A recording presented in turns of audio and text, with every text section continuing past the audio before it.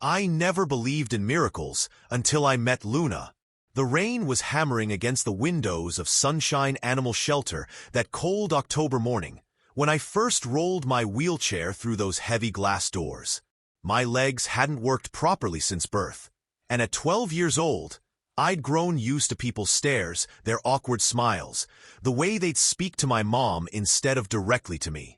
But what I wasn't prepared for was the broken whimper that would change everything about how I saw the world. In the back corner of the shelter, curled up in the smallest kennel they had, was the most beautiful German shepherd I'd ever seen. But she wasn't moving. Her golden and black coat was matted with dried blood, and one of her back legs was twisted at an angle that made my stomach turn. Her brown eyes were open, but they stared at nothing, completely empty of hope. The kennel smelled of antiseptic and sadness, and the air was thick with the weight of suffering that seemed to radiate from every corner of that small space. I'd love to know, what time is it where you are right now, and which city or state are you watching from? My name is Emma, and this is the story of how a disabled girl and a broken dog found healing in each other when the rest of the world had given up on both of us. It's a story about second chances, about the kind of love that doesn't count the cost, and about discovering that sometimes the most beautiful souls come in the most unexpected packages. Growing up in a small town in Ohio, I'd always felt different, not just because of my disability, but because of how deeply I felt everything around me. While other kids my age were playing video games or worrying about their hair, I was the one who cried when I saw roadkill on the highway. I was the one who saved earthworms from sidewalks after rainstorms, carefully moving them to safety with gentle hands. My mom used to say I had an old soul, but I think what she really meant was that my heart was too big for my tiny body. The doctors had a fancy name for my condition, spina bifida. What it meant in simple terms was that my spine hadn't formed correctly before I was born, leaving me with limited feeling and movement in my legs. I'd been in and out of hospitals my entire life, enduring surgeries, physical therapy, and treatments that left me exhausted and discouraged. By the time I turned 12, I'd already had more operations than most adults face in their entire lifetime. My childhood was a blur of sterile hospital rooms, the smell of disinfectant, and the sound of machines beeping through long, sleepless nights. I knew the names of every nurse on the pediatric ward at Columbus Children's Hospital. I could navigate the hallways in my sleep, knew which vending machines had the best snacks, and had memorized the rotation schedule of the cleaning staff. But that October morning was different. It was the first time in months that I'd felt strong enough to leave the house for something other than a medical appointment. My mom had been volunteering at Sunshine Animal Shelter for years, and she'd been begging me to come with her. I'd always refused, afraid of the sadness I might find there, afraid that seeing abandoned animals would break my heart even more than it already was. The previous week had been particularly difficult. I'd undergone another surgery to correct a problem with a shunt that drained fluid from my brain, a common complication of spina bifida. The recovery had been brutal, leaving me weak and nauseous for days. I'd spent hours staring at the ceiling of my bedroom, feeling sorry for myself and wondering if this was all my life would ever be. Finally, I agreed to go to the shelter. The building sat on the outskirts of town, a modest brick structure surrounded by chain-link fencing and carefully maintained gardens. As we pulled into the parking lot, I could hear the sound of dogs barking and volunteers calling out instructions to each other. Despite my reservations, I felt a flutter of curiosity in my chest. The shelter was nothing like I'd imagined. Instead of the sterile, clinical environment I'd expected, it was warm and filled with the sounds of life. Dogs barking, cats meowing, volunteers laughing as they played with puppies in the exercise yard. The walls were painted in cheerful yellows and blues, and motivational posters hung everywhere with sayings like, "Every animal deserves a second chance, and love has no boundaries." The main lobby smelled like pine-scented cleaner mixed with the warm, comforting scent of animals. Children's artwork covered one entire wall. Drawings of happy dogs and cats with rainbow-colored fur and oversized smiles. A donation jar sat on the front desk, already half full of crumpled bills and loose change. But none of that mattered the moment I saw her. Luna was lying in kennel number 7, and according to the chart hanging on her door, she'd been there for almost 3 months. The volunteer who was showing us around, a kind elderly woman named Mrs. Patterson, stopped talking when she noticed where my attention had gone. Mrs. Patterson had been working at the shelter for over 15 years, and the lines around her eyes spoke of countless animals she'd loved and lost. "She's been through hell," Mrs. Patterson said quietly, her voice heavy with sadness. "Someone found her on the side of Highway 32, probably hit by a car. The vet said she must have been crawling for days, trying to find help. By the time she got here, infection had set in, and her back leg was so badly damaged they had to operate twice just to save it." I wheeled myself closer to the kennel, my hands gripping the armrests of my wheelchair so tightly my knuckles turned white.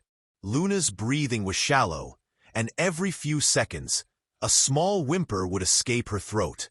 It was the sound of pure suffering, and it cut through me like a knife. Her water bowl was full but untouched, and the blanket someone had lovingly placed in her kennel remained pushed into the corner, unused. The kennel itself was larger than the others, designed to accommodate dogs with special needs. But somehow it still seemed too small for Luna's suffering.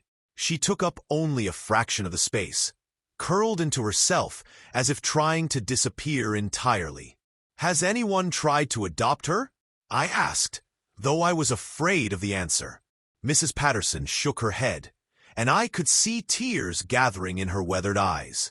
"People come in looking for healthy, happy dogs. They want a pet that can run and play fetch, not one that needs constant medical care and may never fully recover. We've had a few families show interest, but when they hear about the medical expenses and the long-term care she'll need..." Mrs. Patterson's voice trailed off. She didn't need to finish the sentence. I understood exactly what she meant, because I'd heard similar conversations about myself my entire life. Doctors whispering to my parents about my prognosis, teachers discussing my limitations, other kids at school talking about how I'd never be able to do the things they took for granted. The reality was harsh but familiar. Luna was damaged goods in the eyes of most people, just like I was. She required too much effort, too much patience, too much love without guarantee of a return on investment. But looking at Luna, I didn't see a broken dog. I saw a fighter. I saw someone who had survived the unthinkable and was still breathing, still trying, still hoping for something better. I saw myself reflected in her pain, and for the first time in my life, I understood what it meant to feel truly connected to another living being. "Can I go inside?" I asked. Mrs. Patterson looked uncertain, glancing between me and Luna with obvious concern. "Honey, she's been through so much trauma. We're not sure how she'll react to strangers. She might be scared or even aggressive. Some of the volunteers can't even get close to her anymore." "I'm not exactly a stranger to trauma," I replied, and something in my voice must have convinced her, because she unlocked the kennel door. The moment I rolled my wheelchair into that small space, everything changed. The air seemed to shift, becoming charged with an energy I'd never experienced before. Luna lifted her head for the first time since I'd been watching her, and our eyes met. I'd heard people talk about love at first sight, but I'd never experienced it until that moment. It wasn't romantic love, of course, but something deeper and more profound. It was the recognition of one wounded soul seeing another. Her eyes were the most beautiful shade of brown I'd ever seen.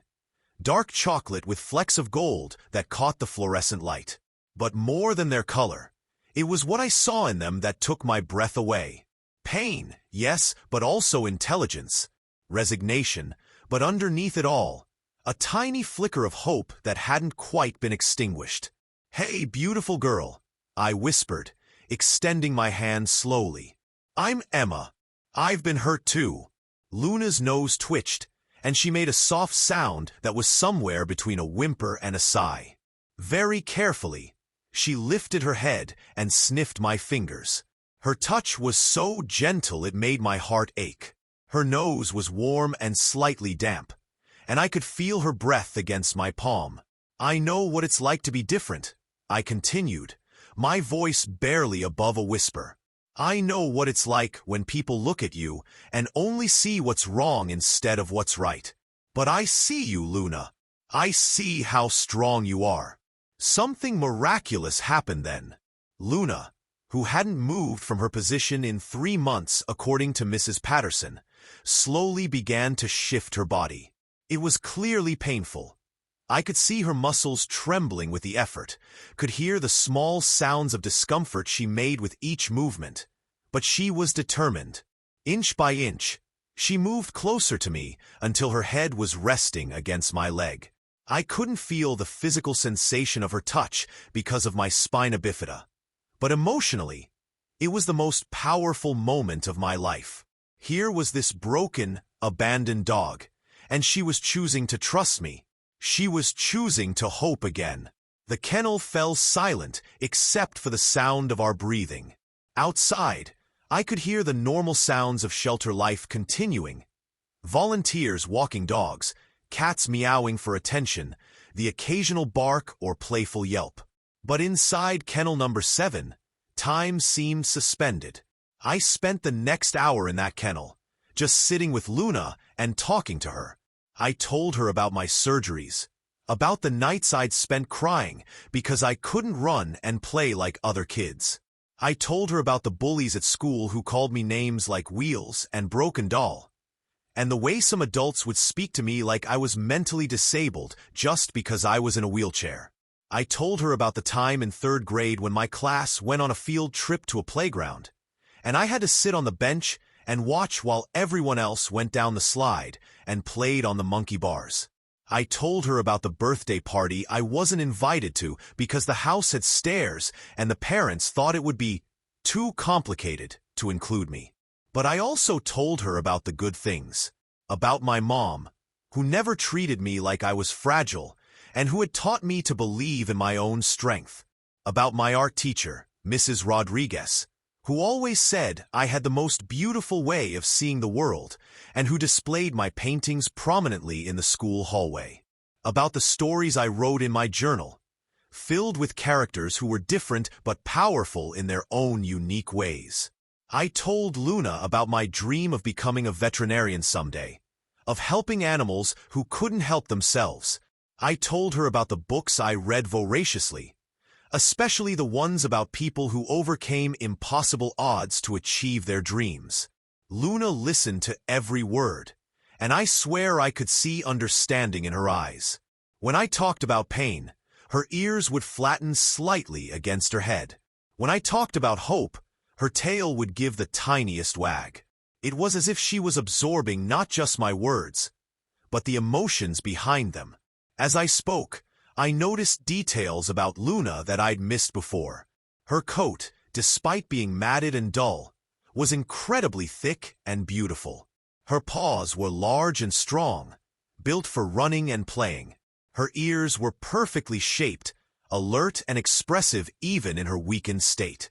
But it was her scars that told the real story. In addition to the obvious injury to her back leg, I could see smaller scars along her shoulders and neck.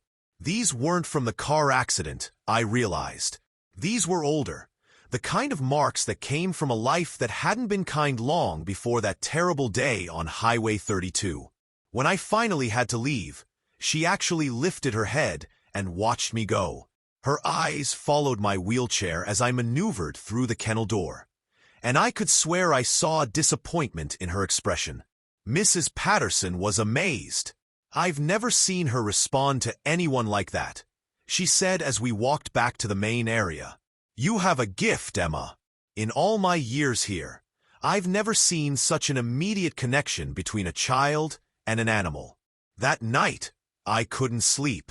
I lay in my bed, staring at the ceiling and thinking about Luna lying alone in that kennel, probably wondering if I was just another person who would walk away and never come back. I'd experienced that feeling so many times myself. The crushing disappointment when people who seemed to care suddenly disappeared from my life because my disability made them uncomfortable. I thought about all the visitors who had probably looked at Luna over the past 3 months. How many of them had walked away the moment they learned about her injuries? How many had seen her as nothing more than a burden, a financial liability, a problem too complicated to solve? The more I thought about it, the angrier I became. Not at the people who had passed Luna by. I understood their reasoning, even if I didn't agree with it. I was angry at a world that constantly devalued beings based on their perceived imperfections. I was angry at a society that treated both disabled children and disabled animals as disposable. But mostly, I was angry at myself for all the times I'd accepted that treatment as normal. I made a decision that would change everything. The next morning, I woke up with a clarity of purpose I'd never experienced before. I found my mom in the kitchen, making coffee and reading the newspaper. The morning light was streaming through the windows, and I could hear birds singing in the trees outside. "Mom," I said, "I want to adopt Luna." My mom looked up from her paper, and I could see the concern in her eyes. "Emma, honey, Luna needs special care that we might not be able to provide. She needs expensive medical treatments, and she may never be able to walk normally again. The responsibility would be enormous."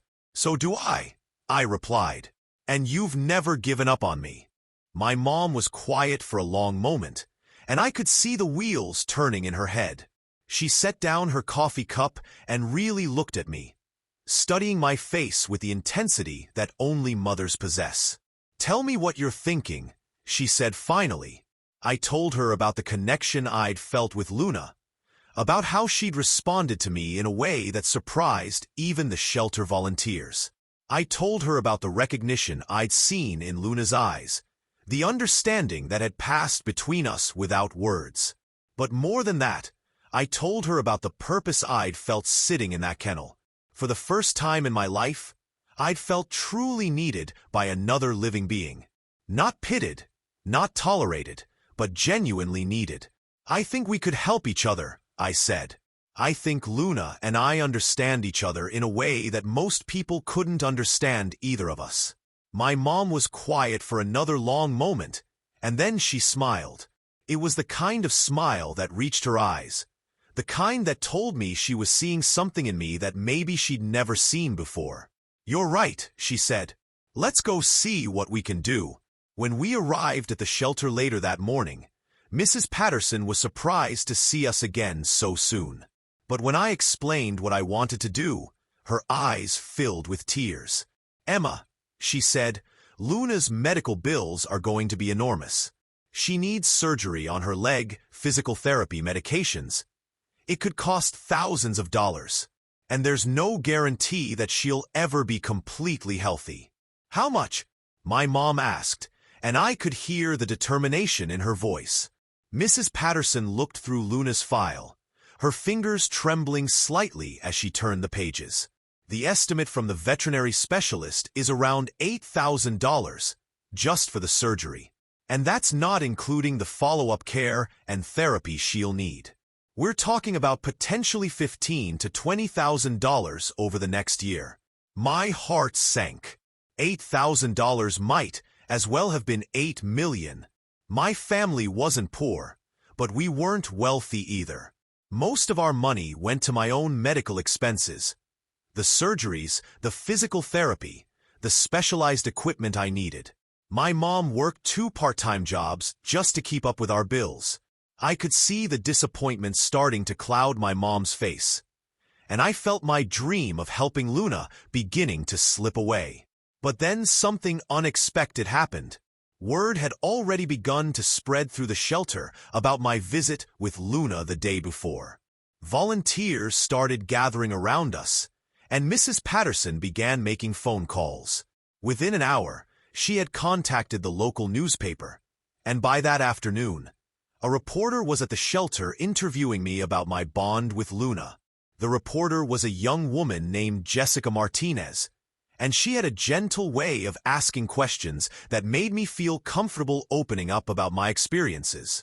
She spent time taking photos of Luna and me together, capturing the moment when Luna would lift her head whenever I spoke to her. But Jessica didn't just focus on the heartwarming aspects of our connection. She also asked the hard questions about the financial reality we were facing, about the challenges that both Luna and I would encounter on the road to recovery. The story that ran the next day was titled, "Disabled Girl Fights to Save Disabled Dog." It told the story of how Luna and I had found each other, and how we both needed expensive medical care that our families couldn't afford. The reporter had done her research, talking to Mrs. Patterson about Luna's condition, and to my mom about my own medical history. But the most powerful part of the article was the quote they used for me. "Luna and I are both broken in ways that most people can see, but we're not broken in the ways that matter most. We still have love to give, and we still have the capacity for joy." Sometimes the most beautiful relationships are between people who understand what it means to fight for every day. I had no idea that those words would change everything. Within 24 hours, the shelter's phone was ringing off the hook. People were calling from all over the state, asking how they could help. Someone set up a GoFundMe page, and donations began pouring in.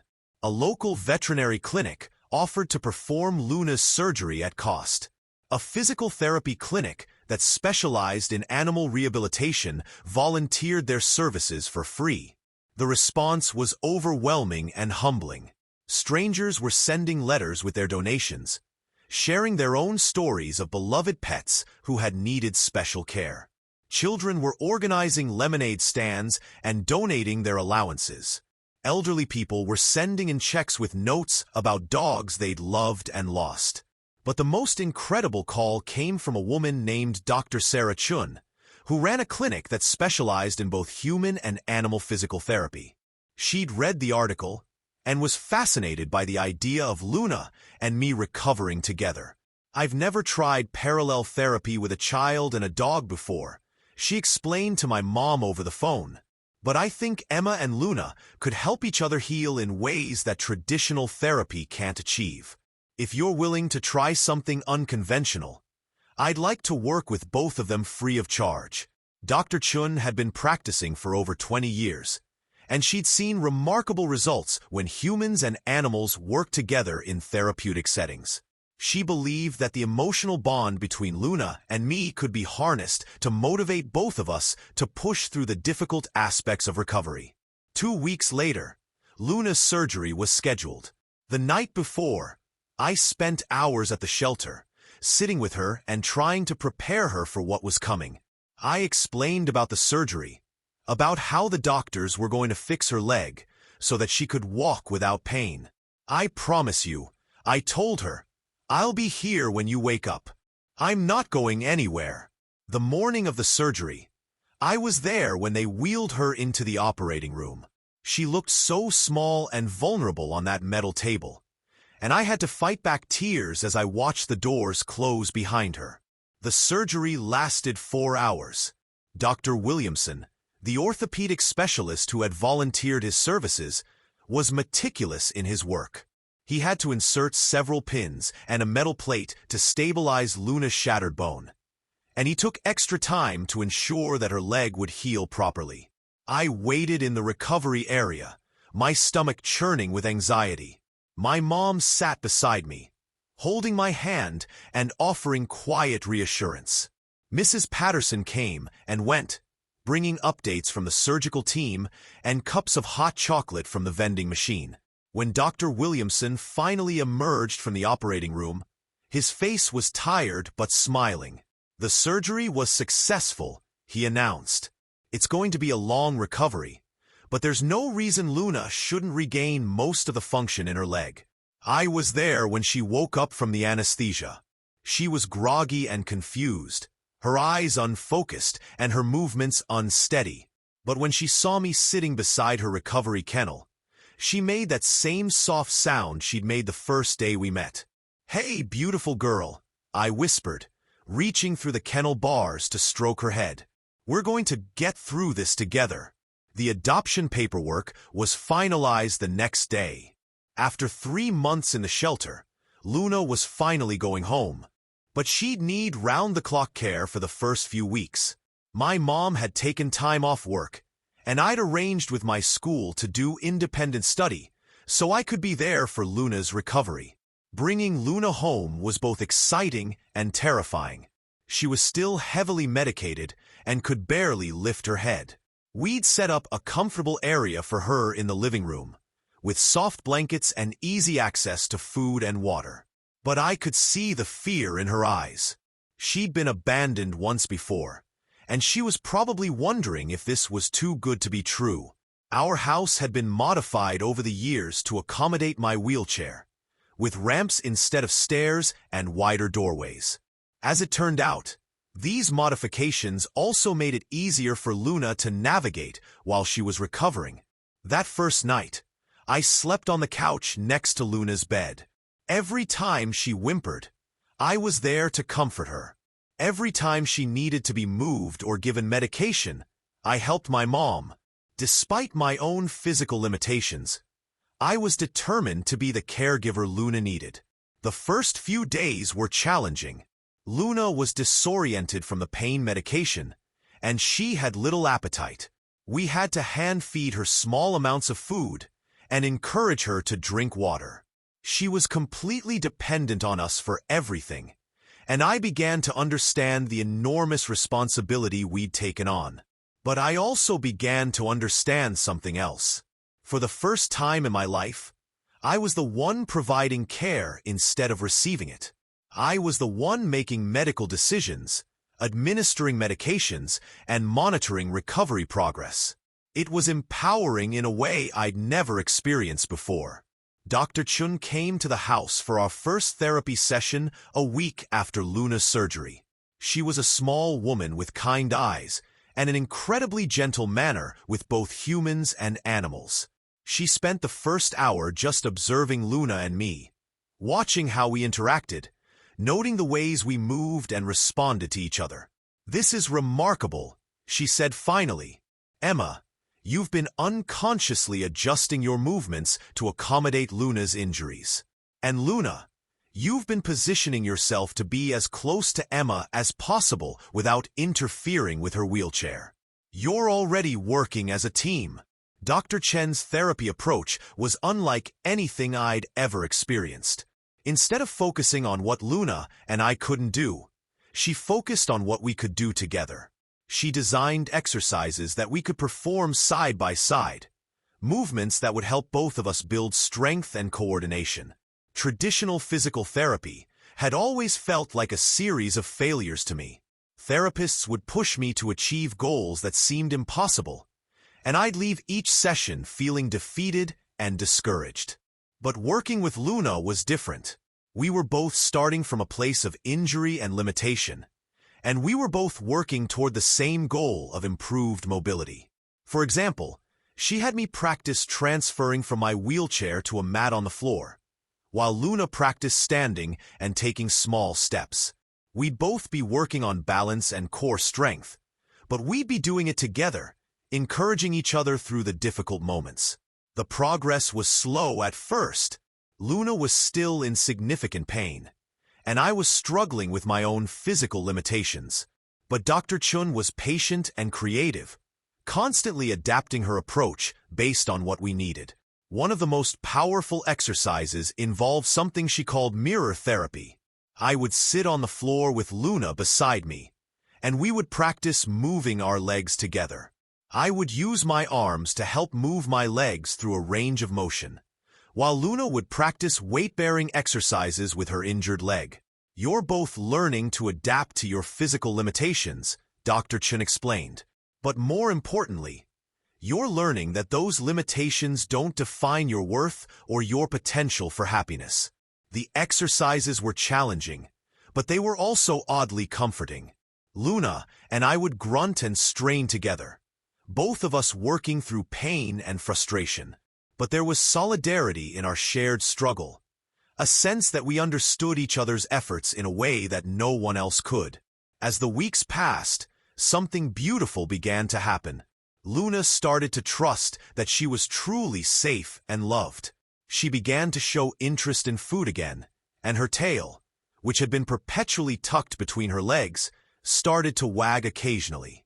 The first time I saw Luna's tail wag, I actually started crying. It was such a small thing, but it represented hope. It meant that somewhere inside her injured body and traumatized mind, joy was beginning to return. I was changing too.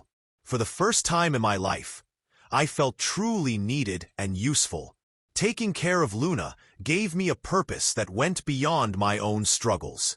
I was responsible for another living being, and that responsibility made me feel stronger and more capable than I'd ever felt. Our breakthrough moment came about 6 weeks after Luna's surgery. Dr. Chun had been working with Luna on walking with her injured leg, using a harness and support system to help her bear weight gradually.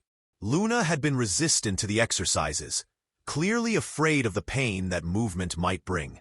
I was sitting on my therapy mat, doing my own leg exercises, when I noticed Luna watching me intently. She was lying on her side, her injured leg extended, and she was mimicking the movements I was making with my legs. The sight took my breath away.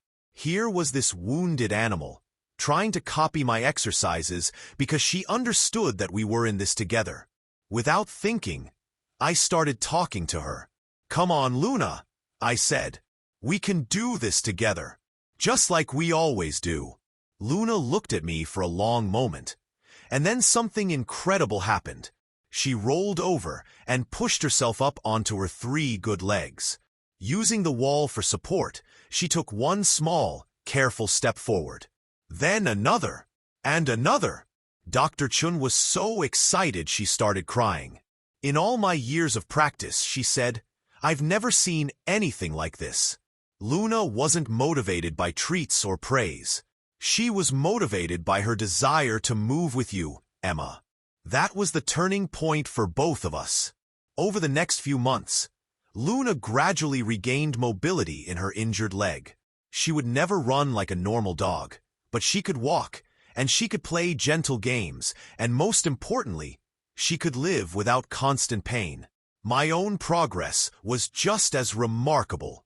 Working with Luna had strengthened my core muscles and improved my balance. But more than that, it had given me a confidence I'd never possessed before. I was no longer just a disabled kid who needed to be taken care of. I was Luna's partner in recovery, her protector, her family. The story of Luna and me had continued to spread throughout our community and beyond. We were featured in more newspaper articles, and a local TV station did a segment about our therapy sessions with Dr. Chun. But the most meaningful recognition came from an unexpected source. One day, Mrs. Patterson called to tell us that the National Animal Welfare Association wanted to present Luna and me with an award for inspiring others to look beyond disabilities when choosing pets to adopt. The ceremony would be held at the state capitol, and we'd be meeting with other children and animals who had formed similar bonds. The week leading up to the ceremony was filled with nervous excitement. I'd never spoken in front of a large group before, and the thought of being on stage terrified me. But Luna seemed to sense my anxiety, and she would rest her head on my lap whenever my breathing became shallow or my hands started to shake.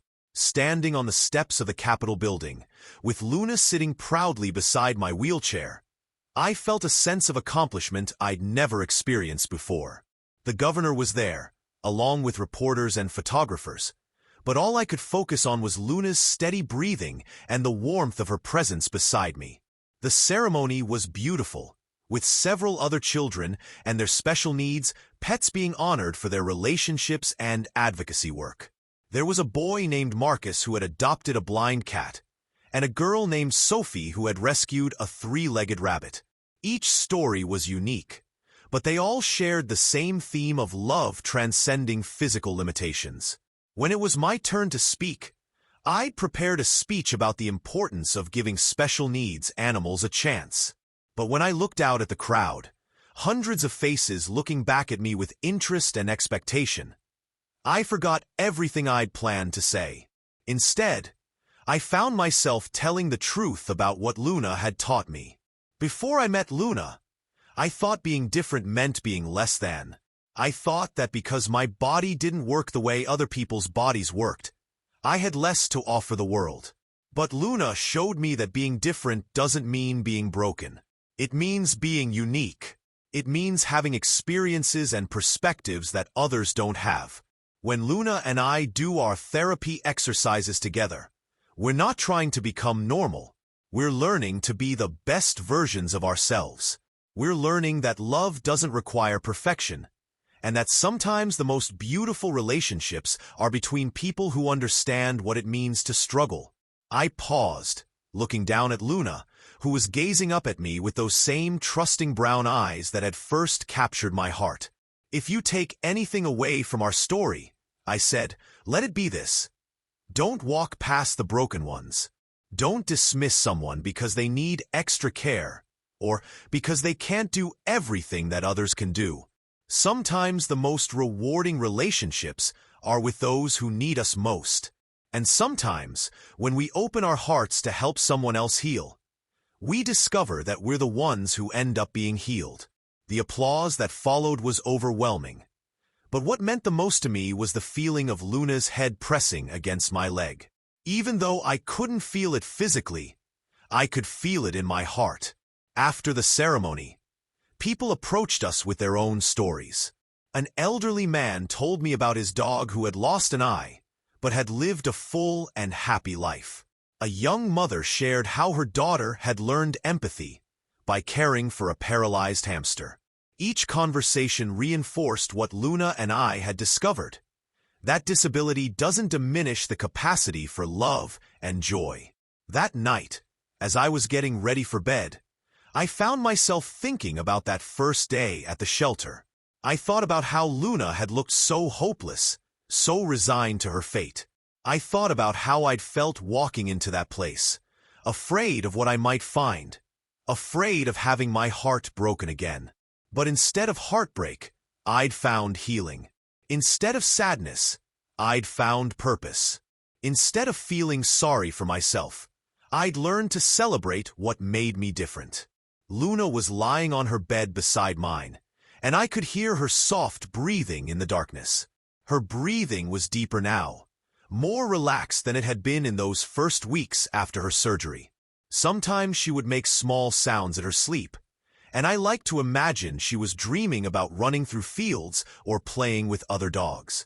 Tomorrow we had another therapy session with Dr. Chun, and next week we were starting a new program where we'd visit children in the hospital who were going through their own medical challenges. The idea had come from Dr. Chun, who thought that seeing Luna and me together might give other kids hope. But I knew the truth. We'd probably get more out of those visits than the children we were trying to help. Because there's something magical that happens when you realize you're not alone in your struggles.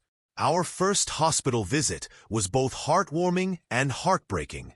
We met children who were facing challenges that made my spina bifida seem minor by comparison. There was a little girl named Aisha who was battling leukemia, and a boy named Tyler who had been born with a rare genetic condition that affected his ability to walk and speak. But what struck me most was how these children responded to Luna. They didn't see her limp or focus on her scars. They saw a beautiful dog who had overcome something difficult and was now living a happy life. Luna, in turn, seemed to understand the pain these children were experiencing, and she would rest her head gently on their beds or allow them to stroke her soft fur. One little boy, probably about 6 years old, asked me if Luna had been sad when she was hurt. I told him that yes, she had been very sad, but that she had learned to be happy again. "Do you think I'll be happy again too?" he asked, and the question nearly broke my heart. "I know you will," I told him, "because you're strong, just like Luna. And because there are people who love you and want to help you feel better. That conversation stayed with me for days. It reminded me of why Luna and I were doing this work, why our story mattered. We weren't just inspiring people to adopt special needs pets. We were showing children that they could overcome their challenges and find joy again. As fall turned to winter, Luna and I settled into a routine that felt natural and comfortable. Our morning therapy sessions with Dr. Chun had become something we both looked forward to. Luna's mobility continued to improve, and my own strength and confidence grew alongside hers. The media attention had begun to die down, which was a relief in some ways. While I was grateful for the platform it had given us to advocate for special needs animals, I was also happy to return to a more normal life. But normal for us was something entirely new. Luna had become my constant companion, accompanying me to school on special occasions and sleeping beside my bed every night. She had learned to navigate stairs by taking them slowly and carefully, and she could even manage short walks around the neighborhood. More importantly, Luna had learned to trust again. The fearful, broken dog I'd met in that shelter kennel had been replaced by a confident, loving companion who greeted each day with enthusiasm. She had favorite toys now, and she would play gentle games of tug-of-war with a rope that Dr. Chun had given her. 6 months after Luna's surgery, we went back to visit the shelter. Mrs. Patterson was overjoyed to see how well Luna was doing. She walked with a slight limp, but she was walking confidently, and her coat was shiny and healthy. But the best part of the visit was watching Luna's reaction to the other dogs. Instead of being fearful or aggressive, she was gentle and calm. She seemed to understand that the animals in the shelter were going through their own difficult journeys, and she approached them with the same compassion that had been shown to her. "We've had 12 more dogs adopted since your story was published," Mrs. Patterson told us. "People have been specifically asking for the dogs with special needs, the ones who usually get overlooked. You and Luna started something beautiful here." The numbers were encouraging, but what really mattered to me were the individual stories. Mrs. Patterson told us about Max, a senior dog with arthritis who had found a home with a retired couple. She told us about Bella, a cat with one eye who had been adopted by a family with young children who didn't care about her appearance. Each adoption represented a life saved, a second chance given, a family made complete. And each one could be traced back to the moment when Luna and I had found each other in that small kennel. As we were leaving, I noticed a small girl, probably about 8 years old, standing in front of one of the kennels. She was using crutches, and she was staring at a 3-legged cat with the same intensity I'd felt when I first saw Luna. The cat was orange and white, and according to the information card, his name was Rusty. He'd lost his leg in an accident, and he'd been at the shelter for almost 2 months. I wheeled over to the girl and introduced myself. Her name was Sarah, and she was there with her grandmother. She'd been asking about adopting Rusty, but her grandmother was worried about the expense and the special care he'd need. I told Sarah about Luna and our journey together.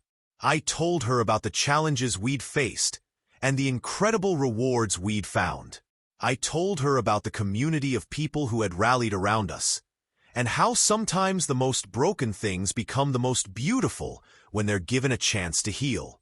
By the time we left the shelter that day, Sarah's grandmother had filled out the adoption paperwork for Rusty.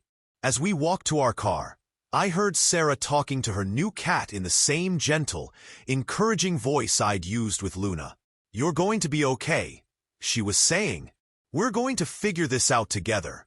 The cycle was continuing, and it filled my heart with hope. That night, I wrote in my journal for the first time in months. I wrote about how Luna had changed my life, but also about how our story had rippled outward, touching other lives in ways I'd never imagined. I wrote about the letters we'd received from families who had adopted special needs pets after reading about us. I wrote about the children who had reached out to tell us that seeing Luna and me had given them hope for their own challenges. But mostly, I wrote about the profound lesson Luna had taught me. That love isn't about perfection.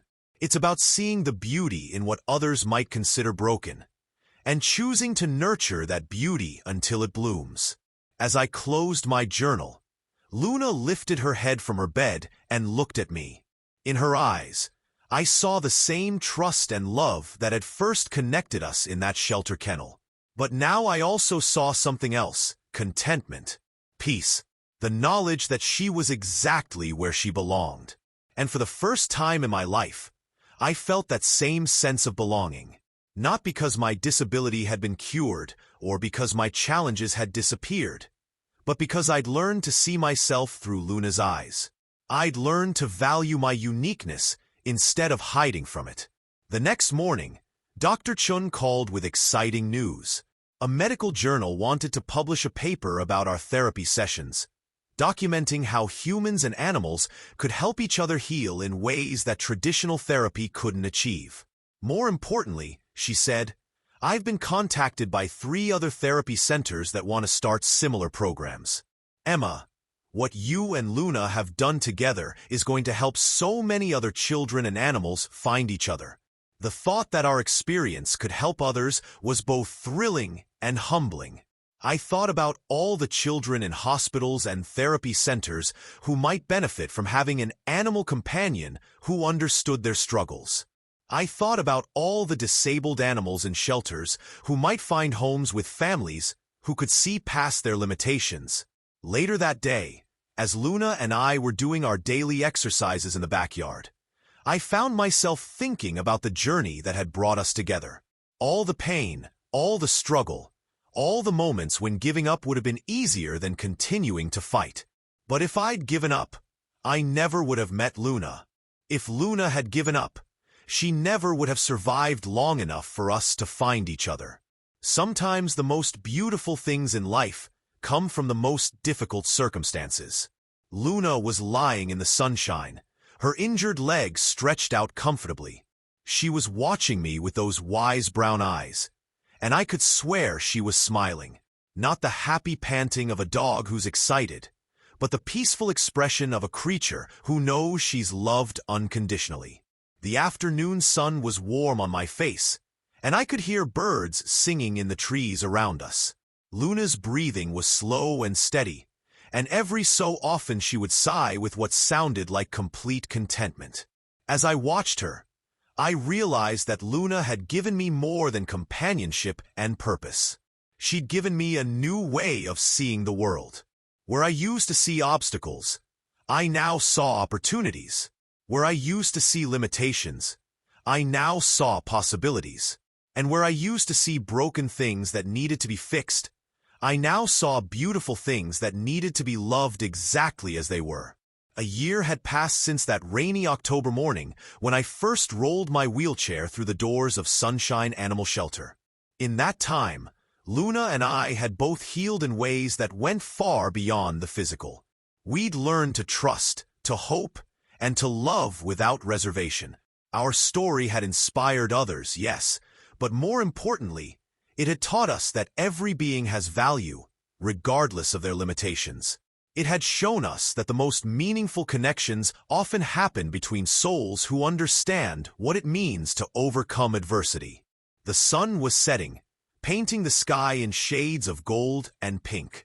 Luna had fallen asleep in the warm light, her breathing deep and peaceful. I sat beside her, no longer afraid of being different, no longer ashamed of my limitations. We were both exactly who we were meant to be, and we were home.